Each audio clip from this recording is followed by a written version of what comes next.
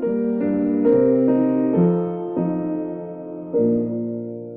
morning.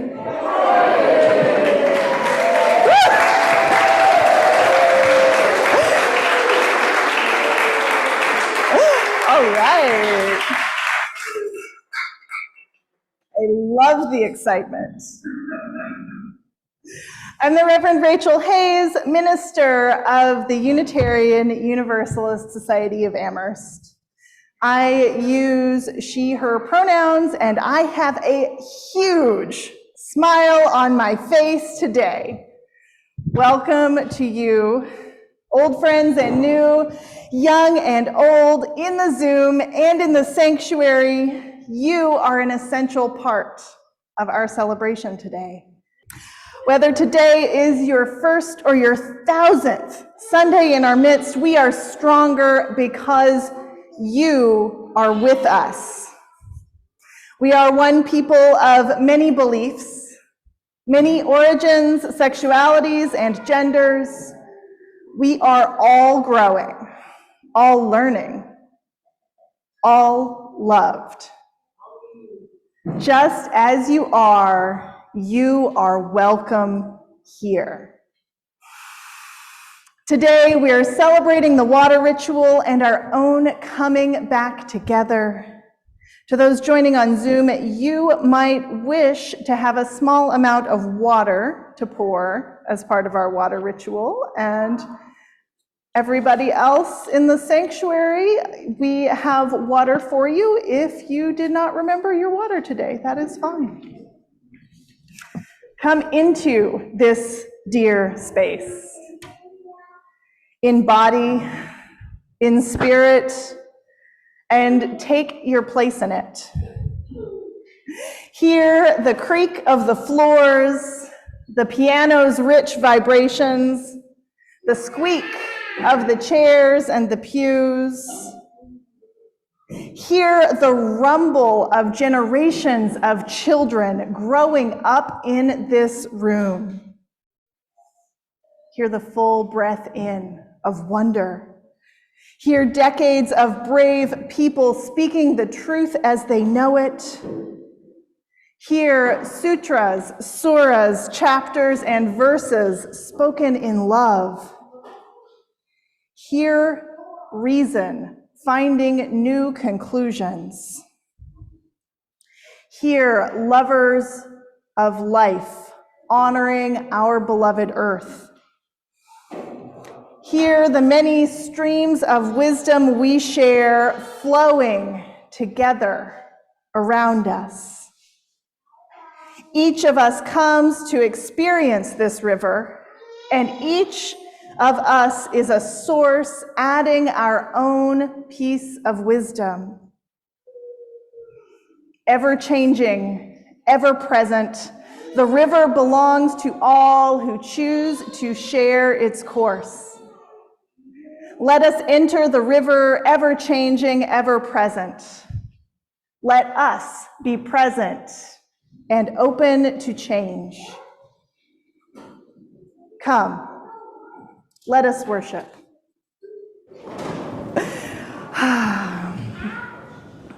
Okay, today we celebrate our water ritual, and I am so excited that our new Director of Religious Education, Andrew Coate, is here to help me lead it, and you're going to need that microphone.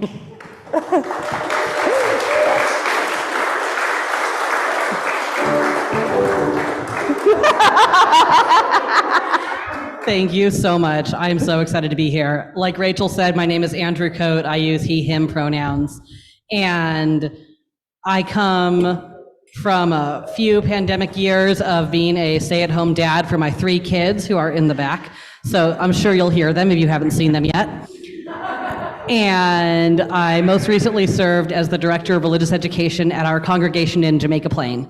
So I'm excited to be here. I'm excited to learn the congregation and meet all of the wonderful people and do a lot of crafts and projects and make small amounts of chaos.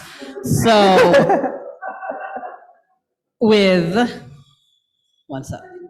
Yeah. With that said, if the children here would like to, no obligation, but if you'd like to, you can come forward and have a seat on the rug here in front.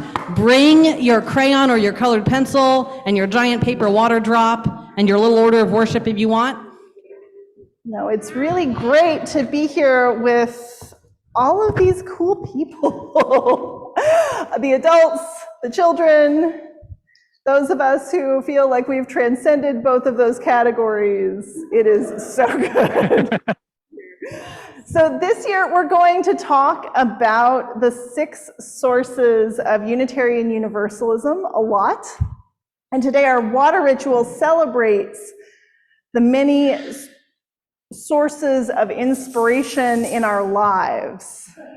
Yeah. We're going to pour 6 special waters with stories, and then everyone in the congregation, in the Zoom and in the sanctuary, will be invited to pour your water, whether you brought it or you are pouring symbolically from the water that we have here. Let's begin.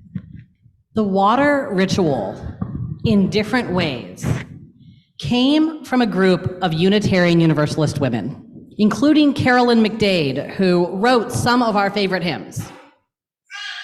And they were looking for an expression of their spirituality and their experience of interconnectedness to one another and to the planet.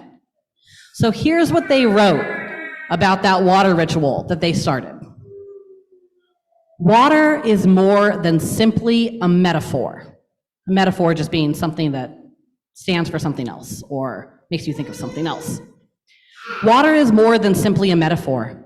It is elemental and primary, calling forth feelings of awe and reverence, acknowledging that the ocean is considered by many to be the place from which all life on our planet came. It is the womb of life, and that amniotic waters surround each of us prenatally. We now realize that this worship service was for us a new story of creation. We chose water as our symbol of empowerment. And so what they did was they asked 8 women from faraway places to bring water to the service. And then after it ended, all of the women emptied out small toiletry bottles, like what you might take on vacation with your shampoo. They emptied out small toiletry bottles so that they could take some of that shared water back home with them. And so the first water that we're going to pour today is from this congregation's water ritual last year. Riley, I think you're the biggest, and this is the biggest jar I have. Will you help with this one? And then other people will get to. Okay.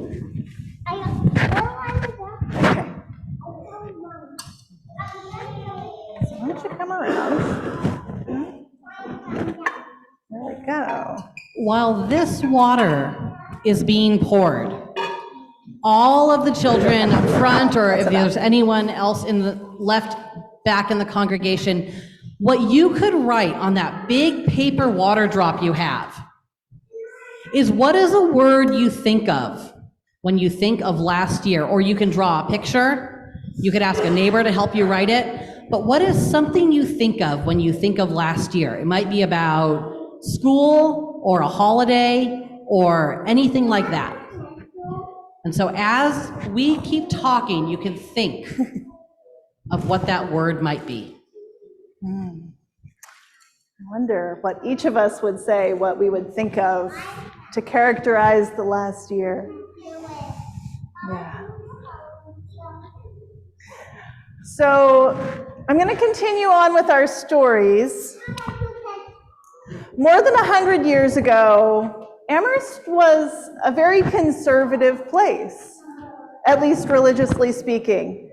But these traveling Universalist preachers came riding through town with a radical message that God loves everybody, and there's nothing you can do to make God stop loving you. And that might sound old-fashioned to us now, but it was a really big deal then to say that God loves everybody. So the people who liked this new understanding of God decided to build a church for preaching this different good news. The new little Universalist church struggled, and the Unitarians decided this was really important, that the only liberal church in town stay open. They called it Unity Church, and it was Unitarian and Universalist decades before the Unitarians and the Universalists officially got together. And though we no longer call it Unity Church, we are, right now, in the little church built by the Universalists and sustained by the Unitarians. I'm going to invite everybody to take a look around and see our sanctuary, built and preserved by people who believe that we have something important to say to the world. Let's see, I'm gonna need somebody really small for this water. Who would Wally, do you wanna pour? Okay. Okay, so this water comes directly, here, would you wanna do the next one? Yeah. Okay, you'll do the next one after this. do it. Oh, okay, you wanna do this one? But I Awesome. can't see. Okay, do you want help? Yeah, Okay, so let's see, why don't we come over here? Yeah? And while this water is being poured, if the children up front would like to take out their water drops, and if you Wanna want step to up write here? a word or draw a picture And pour of water what you in there. think of when you think of our church. It could be something about the building, Great. or the people, or one of your friends. anything. What do you think of when you think The of water that our was in church? here is in here now. Yep. Yep, you did it. Awesome. So the water that you poured came out of the air in the dehumidifier in our religious education room. So this is the water that our congregation made, right?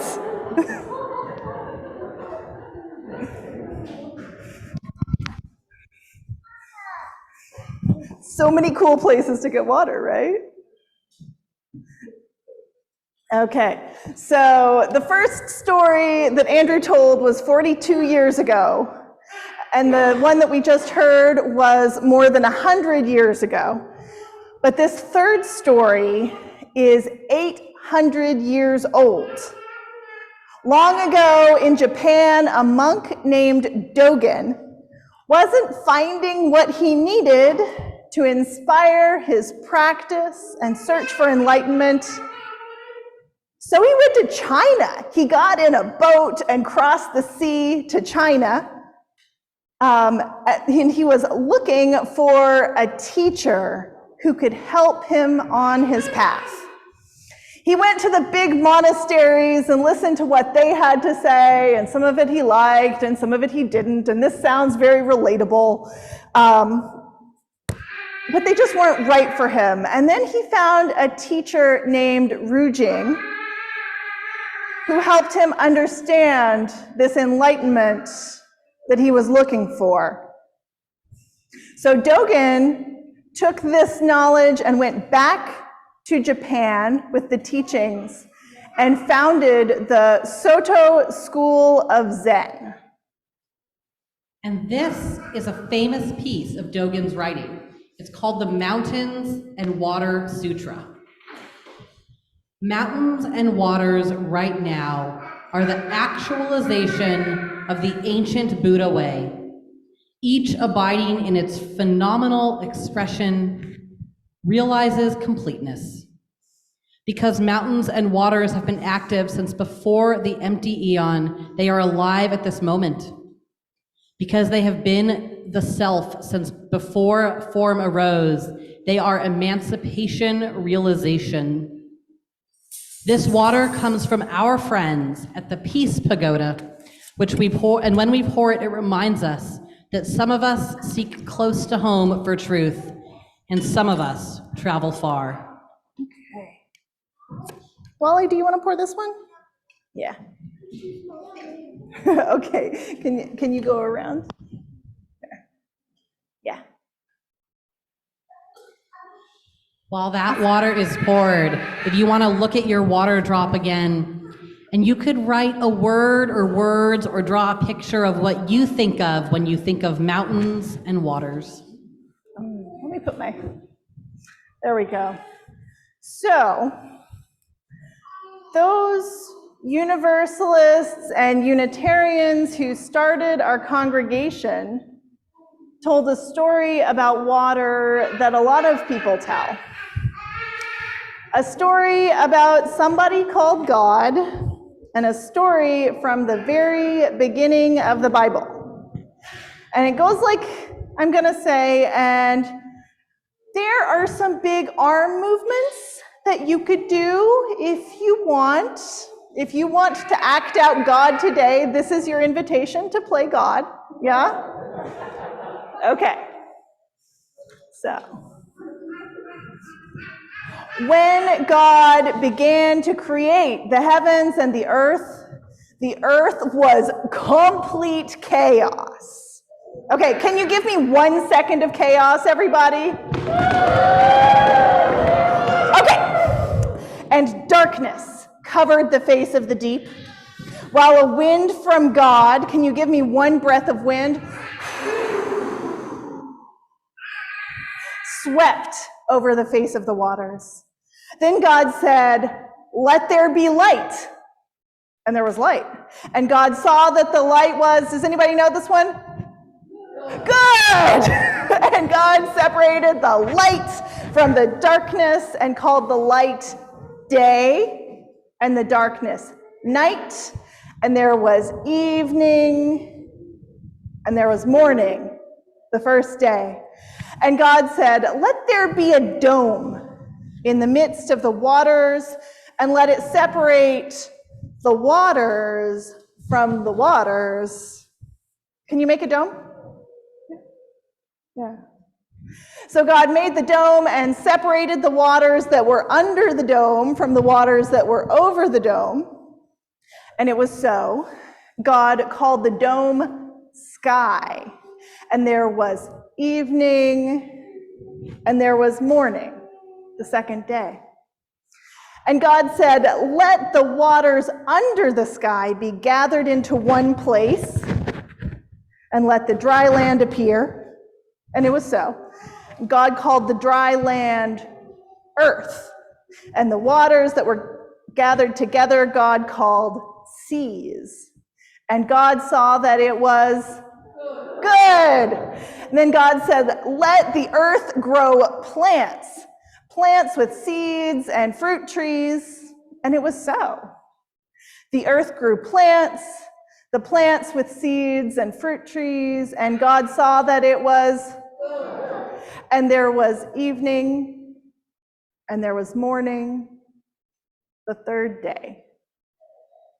And then there are several more days that wouldn't have happened without the water, with different kinds of animals and human beings, and God takes a day off, which is important for all of us to remember.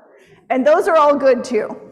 So this story is thousands of years old, and it's the very first story in the Bible. Our neighbors across the street at St. Bridget's tell this story, and at the other Christian churches around town. Our neighbors at the Jewish Community Center, or the Jewish community of Amherst, tell this story. Our neighbors at the Hampshire Mosque tell this story with slightly different words.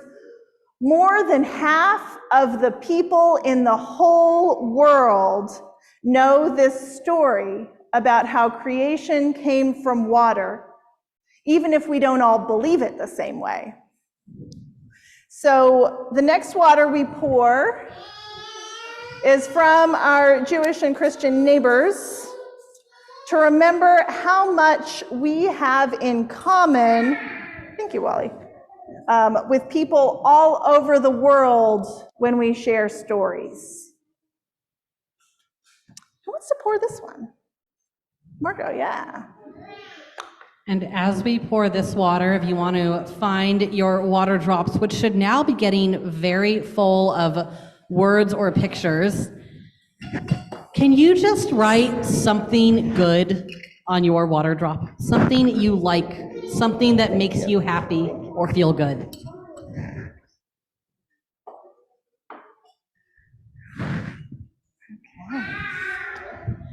Thank you. So, it is wonderful to share stories. But we can also learn about how the water in our world really works. We need water to survive. And I'm wondering if anyone here, and I happen to know my daughter knows, can tell me what the 3 phases of water are.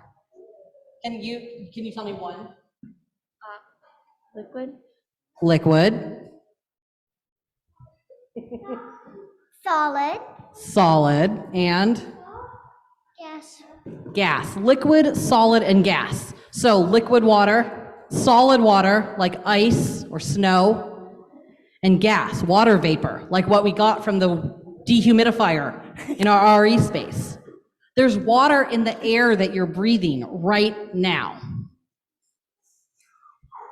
So we have rain or snow that falls to the ground and evaporates and becomes clouds, and then it becomes rain or snow again.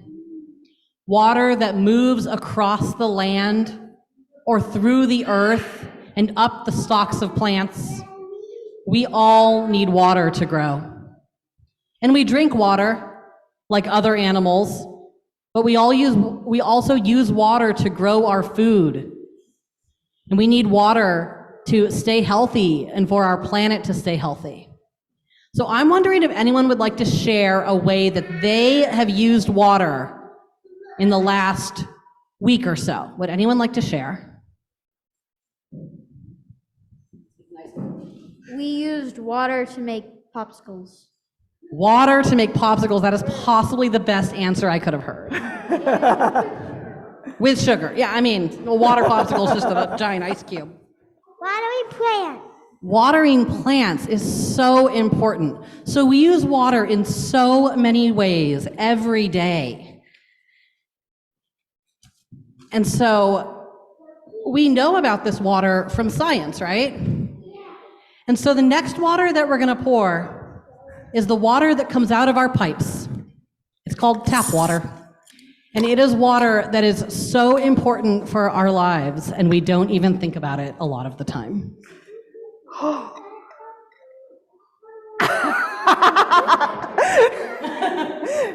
So do you want to put this very solid water into the bowl?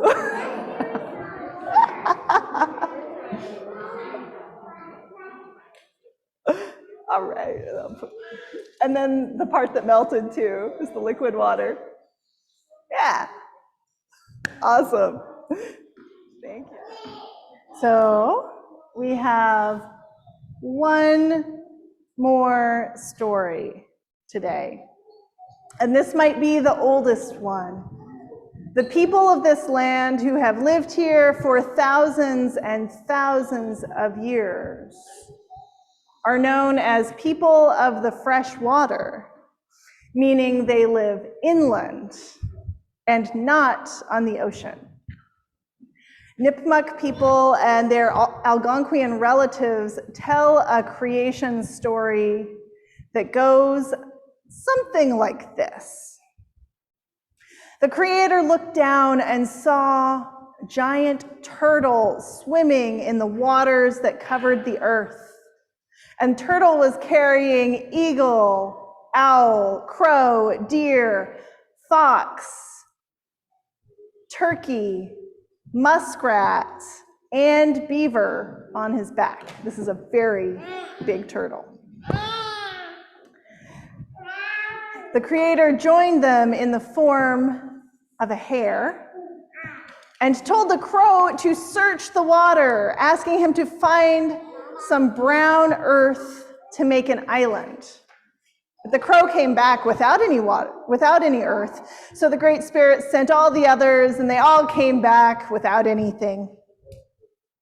So finally, he sent muskrat, and muskrat was gone for a really, really long time, and at last appeared on top of the waters with sand in his little muskrat paws.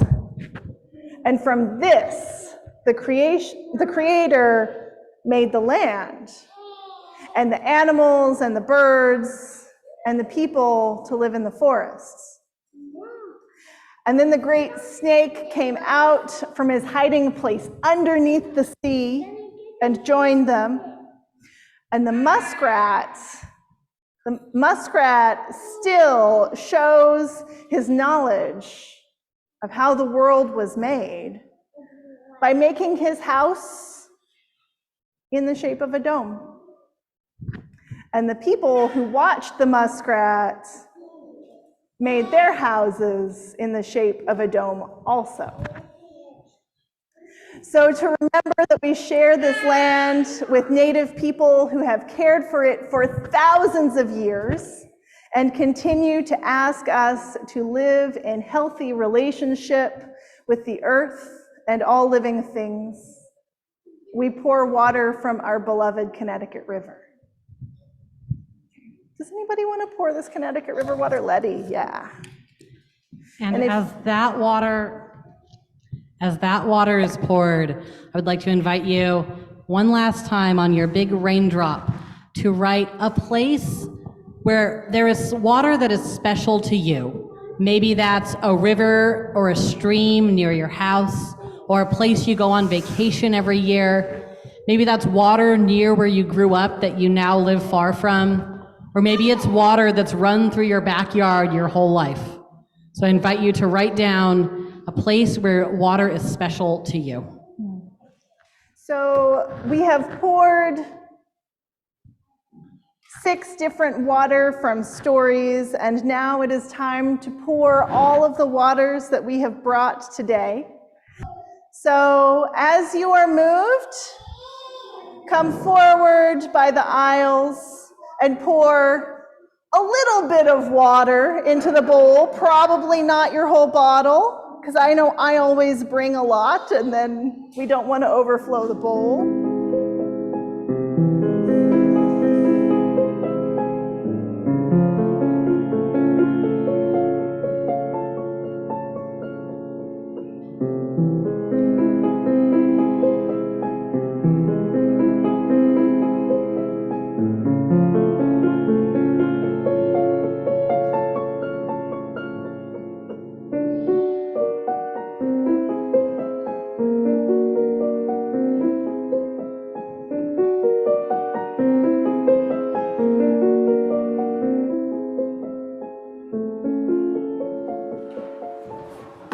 I am going to read a quick blessing for water, but as I do that, this is the last thing we're going to do before the children join me downstairs. So if you want to collect anything that you may have spread throughout the sanctuary, shoes or water bottles or crayons or anything else, and get those things together as I read, and then we're going to exit through the door on my left, your right, after this blessing.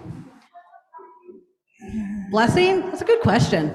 A blessing is sort of words of love or admiration or joy or hope for something or someone, either for the future or for something in the past. Well done. This blessing for water comes to us from Starhawk. Praise and gratitude to the sacred waters of the world, to the oceans, the mother of life, the womb of the plant life that freshens our air with oxygen, the brew that is stirred by sunlight and the moon's gravity into the great currents and tides that move across the earth, circulating the means of life, bringing warmth to the frozen Arctic and cool, fresh winds to the tropics. We give thanks for the blessed clouds and the rain that brings the gift to the land, that eases the thirst of roots, that grows the trees and sustains life even in the dry desert. We give thanks for the springs that bring life-giving water from the ground, for the small streams and creeks, for the mighty rivers. We praise the beauty of water, the sparkle of the sunlight on a blue lake, the shimmer of moonlight on the ocean's waves, the white spray of the waterfall. We take delight in the sweet singing of the dancing stream and the roar of the river in the flood. We ask help to know within ourselves all the powers of water, to wear down and to build up, to ebb and to flow, to nurture and to destroy, to merge and to separate. We know that water has great powers of healing and cleansing, and we know that water is vulnerable to contamination and pollution. We ask help in our work as healers, in our efforts to ensure that the waters of the world run clear and run free, that all the earth's children have the water they need to sustain abundance of life. Blessed be the water.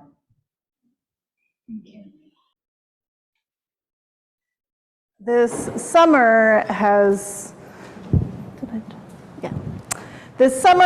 shown us how connected we all are through water.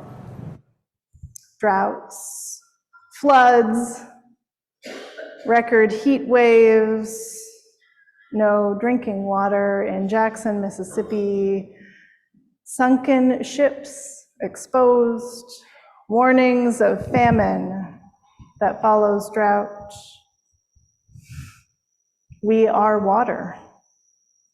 Indigenous people around the world, including the Standing Rock Sioux and Wet'suwet'en, have been sounding the alarm for years that we cannot survive without water. Wisdom comes up again and again in the traditions of the world that we need water to live. We need to return to balance with our planet. It feels like too much. And I know that many of you carry profound amounts of ecological grief and grief that you feel for people who are experiencing lack of water, too much water, in addition to all of the losses that come by name. But please let me tell you one more story today. Since August, I have been watching the water levels in a pond where I like to look at the frogs and the turtles. The water got lower, and the banks got larger. The pond that had always been there as long as I had seen it disappeared and turned into a muddy spot and then a dry spot. The frogs and turtles disappeared. In 3 years of looking at this pond, it had always been there. I realized that this summer I had also not swatted a mosquito. I had not seen any birds at this pond. And then I went back this week after we got several inches of rain in one day. And I heard bullfrogs croaking for the first time in weeks. There was water in the pond again. It wasn't all back, it was still very low. But one day of rain turned things around. It's amazing to me when things are so dire that a partial measure of healing still does so much good. It's not everything. We're still behind on rain for the year, and it still shows. One day of rain does not make up for weeks and weeks of dryness. But we can still make the most of the rain when it comes. Listen for the frogs in case they are there. Know that all is not lost. We have inherited this moment, such as it is. So let's make the next moment as good as we can. We extinguish this flame, but not the light of truth, the warmth of commitment, the warmth of community, or the fire of commitment. These we carry in our hearts until we are together again.